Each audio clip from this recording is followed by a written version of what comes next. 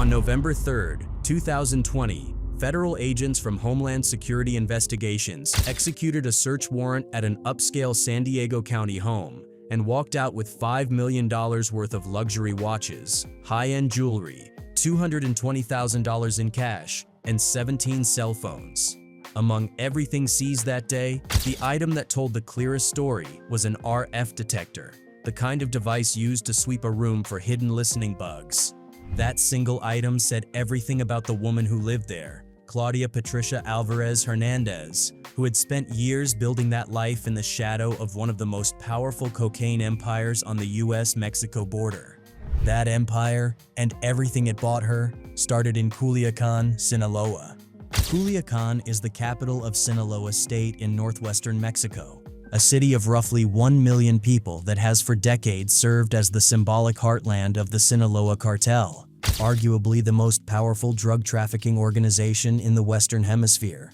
Growing up there does not put you on a cartel payroll by default, but it does mean you grow up in a world where the lines between legitimate wealth and cartel money are notoriously difficult to locate, where narco culture runs through the fabric of everyday life in the music, the fashion, the architecture, and the marriages. Claudia was born there around 1987, and by December 2025, when she stood in a San Diego federal courtroom to receive her sentence at 38 years old, what years of federal investigation had established was that her life had become completely inseparable from that of the man she married, Jorge Alberto Valenzuela Valenzuela, whose name appeared twice on every court document because both his first and second surnames were identical, and whose rise through the ranks of the Sinaloa cartel would eventually pull her into a federal indictment of her own. Investigators determined that Jorge rose from a low-level drug trafficker to a top Sinaloa cartel drug kingpin, building that climb over roughly 20 years from Nogales, Sonora, a border city sitting directly across from Nogales, Arizona, and one of the most strategically valuable smuggling corridors on the entire US-Mexico border. He ran what federal prosecutors called the Valenzuela Transnational Criminal Organization, and the Valenzuela TCO was one of the largest importers of cocaine into the United States, also responsible for trafficking fentanyl, heroin, and methamphetamine into the US, along with firearms and drug proceeds into Mexico. The operation sourced cocaine from South America, loaded it into commercial 18-wheelers that looked like any other legitimate trucking business, moved it through San Diego County ports of entry, distributed it across the country, then laundered the cash and sent it back to Mexico. Jorge ran all of this as a trusted lieutenant working directly under Ismael El Mayo Zambada, the co-founder of the Sinaloa cartel, who outlasted his more famous partner El Chapo by years. And as part of her relationship with Jorge, Alvarez Hernandez was able to live in luxury based on the massive amount of cocaine that Jorge and his organization trafficked. The Valenzuela TCO was built on something deeper than hired hands and business arrangements. It was a family operation in the most literal sense, with Jorge Alberto Valenzuela Valenzuela taking over a criminal organization that was previously run by his brother, Gabriel Valenzuela Valenzuela, who was killed during a conflict with another Sinaloa cartel leader. His sister, Wendy Valenzuela Valenzuela, was operating out of Chula Vista, California, and his wife, Claudia, remained at the center of a lifestyle the empire continued to fund across 2 countries. For investigators, the picture that years of surveillance assembled was of an extended family that had collectively constructed a criminal franchise, one whose full scale only became visible when the investigation finally reached its conclusion, because to date, this investigation has resulted in the charging of 109 defendants and the seizure of approximately 2,000 kilograms of cocaine and fentanyl, over $16 million in cash, and 21,000 rounds of ammunition. As part of her relationship, she was able to afford a luxurious lifestyle, which included purchasing high-end residences, jewelry, vehicles, and more, all based on her husband's drug trafficking activity.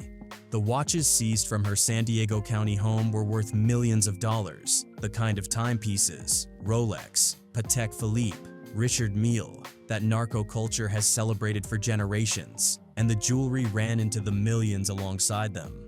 The cash, $220,000 found in the house on the single day agents arrived with a warrant, was just what happened to be on hand, sitting next to 17 cell phones that federal investigators treated as anything but incidental, and an RF detector that was anything but decorative. Prosecutors wrote in their sentencing papers that Alvarez Hernandez lived a luxurious lifestyle during her relationship with Valenzuela, and every element of that lifestyle, the properties, the watches, the vehicles, the cash, traced directly back to the cocaine moving through San Diego County ports of entry on Jorge's trucks. The story of how Jorge Valenzuela's empire began to crack does not happen in isolation. By 2020, the Sinaloa cartel had fractured into two warring factions: Los Chapitos, the sons of El Chapo, led primarily by Ivan Archivaldo Guzman Salazar, and the faction loyal to El Mayo, and the Valenzuela TCO found itself caught directly in that war. Throughout 2020, the Valenzuela TCO was engaged in violent conflict with another component of the Sinaloa cartel, led by Ivan Archivaldo Guzman Salazar. And during this conflict, Jorge's brother and previous TCO leader, Gabriel Valenzuela, was killed, which led the Valenzuela TCO to procure large quantities of firearms, ammunition, tactical gear, armored vehicles, and ballistic vests, a considerable number of which were sourced from within the United States and clandestinely smuggled into Mexico using numerous arms trafficking networks. Jorge had stepped into the leadership vacuum his brother's death created. The cartel war was still burning around him, and federal agents in the United States were already closing in. As the investigation progressed in 2020, agents began to target private jet aircraft operated by the TCO, and in October 2020, while tracking the movement of one of the aircraft and conducting surveillance at every stop across the county, agents learned that Jorge was on board. He was arrested on the spot, on board one of his own planes, the very infrastructure of the cartel's ambition becoming the instrument of its leader's capture. On November 5, 2020, a federal grand jury in the Southern District of California returned a formal indictment against Jorge on charges of narcotics trafficking and money laundering, with Jorge subsequently pleading guilty to all counts. 2 weeks after his arrest, DEA and HSI agents initiated surveillance at a commercial truck yard being operated by the Valenzuela TCO in the Otay Mesa area of San Diego, and during the search seized approximately $3,078,880 in bulk U.S. currency, approximately 685 kilograms of cocaine, 24 kilograms of fentanyl, and a pickup truck with a trap gas tank the size of half the truck bed, in what was described by the U.S. Attorney's Office as the largest single seizure of cash, narcotics, and ammunition in the Southern District of California. With Jorge in federal custody, the organization he had spent 20 years building still had assets scattered across 2 countries, lieutenants who needed direction, and a logistics operation that moved regardless of who was behind bars. Federal investigators say this is the moment Claudia moved from the background to the center of everything. Claudia Patricia Alvarez Hernandez, described in a prosecution sentencing memorandum as a trusted high-ranking member of her husband's organization, took on a supervisory role after his arrest and made efforts to secure the organization's illegal assets. Prosecutors were direct about what that looked like in practice, stating that she was intimately involved in the operation of Jorge's organization by exercising supervisory authorities over its remaining members and trying to locate and preserve its many illegal assets, both in Mexico and the United States. Her defense attorneys offered a different account, arguing in their sentencing memorandum that she did not direct drug trafficking activities, nor did she attempt to perpetuate the criminal enterprise, and that her involvement in the organization was largely reactive and driven by uncertainty surrounding the family's financial future. Both accounts may carry some truth, but what the federal court ultimately found was that the distinction between the two did not change where she ended up. Claudia was not the only woman in the Valenzuela family who stepped into a leadership role after Jorge's arrest. Prosecutors said Wendy Valenzuela led a trafficking operation originally run by her brother Jorge Valenzuela after he was arrested in 2020, and according to her plea agreement, she worked with co-conspirators to import thousands of kilograms of cocaine from Mexico into the United States through San Diego County ports of entry. where it was then distributed throughout San Diego County and the U.S., and she also admitted to helping move cash proceeds from drug sales back into Mexico. The guns kept moving alongside the drugs, with the indictment referencing a specific incident in which 20,000 rounds of .50 caliber ammunition were purchased in Oregon, then transported to an Otay Mesa truck yard, where the ammo was loaded onto a truck bound for Mexico. On February 17, 2026, Wendy Valenzuela Valenzuela was sentenced to 11 years and 3 months in prison. On December 7, 2025, Claudia Patricia Alvarez Hernandez was sentenced in federal court in San Diego. U.S. District Judge Andrew G. Shopler ordered Alvarez Hernandez to forfeit more than $5 million worth of luxury watches, jewelry, vehicles, and bulk cash seized during this case. And during the hearing, Judge Shopler characterized Alvarez Hernandez's conduct as assisting a dangerous and violent cartel. The statements from law enforcement at sentencing were pointed and deliberate. U.S. Attorney Adam Gordon said that cartel WAGs, a term borrowed from celebrity sports culture referring to wives and girlfriends, are in for a rude awakening, that there is a lie behind their luxury, which is the claim that they did not know, and that this sentence reflects the reality. DEA Special Agent in Charge James Nunnally said that for years, Alvarez Hernandez lived in comfort while turning a blind eye to the violence, addiction, and devastation her husband's cartel inflicted on communities, and that today's 14-year sentence makes clear that those who profit from drug trafficking will be held accountable whether they are on the front lines or living in luxury. FBI Special Agent in Charge Mark Dargis closed it plainly, saying that Alvarez Hernandez took ownership of her incarcerated husband's illegal dealings to preserve her way of life, no matter who it hurt. When the sentencing was announced in December 2025, the response was immediate.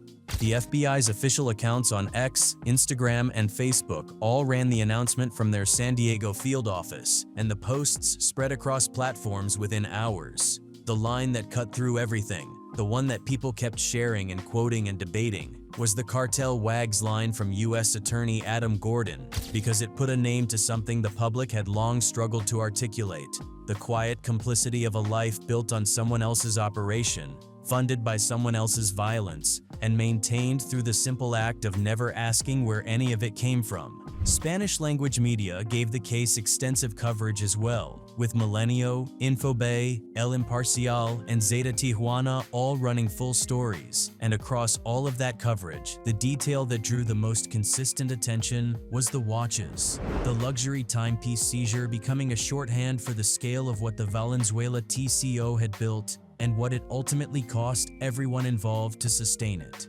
The case of Claudia Alvarez Hernandez is ultimately a story about how cartels use family as infrastructure. The Valenzuela TCO did not collapse when Jorge got arrested. It simply changed management, with the wife stepping in and the sister stepping in, and the organization continuing to move cocaine and guns through San Diego County, while its founder sat in a federal holding cell. That continuity was architectural, the deliberate construction of a criminal enterprise designed to survive the removal of any single person, including the person at the very top. It is also a story about the reach of American federal law. Jorge was operating from Nogales, Sonora. Claudia was from Culiacan, but both of them did enough business on American soil, enough trucking through San Diego, enough cash stored in California homes, to find themselves fully inside the jurisdiction of the Southern District of California, which has become one of the most consequential venues in the country for cartel prosecutions, and this case stands as a direct demonstration of exactly why. In December 2025, Claudia Patricia Alvarez Hernandez walked into a San Diego federal courtroom and walked out with 14 years. Her husband Jorge, a man who spent 2 decades constructing one of the most significant cocaine importation networks in American history, is still awaiting his own sentencing in federal custody. His brother Gabriel was killed during a conflict with another Sinaloa cartel leader. His sister Wendy received 11 years and 3 months. The truck yard in Otay Mesa is gone. The watches and jewelry are in federal custody. The cash is seized, and 685 kilograms of cocaine that were sitting in that yard the day DEA agents arrived never made it anywhere. That is what it looks like when an empire built the way the Valenzuelas built theirs finally comes down. Not with a dramatic standoff, not with a shootout somewhere in the mountains of Sinaloa, but in a federal courtroom, with a judge, a sentence, and a reckoning that came for everyone, including the wife. Anyway, that's it for this video, folks. Bye.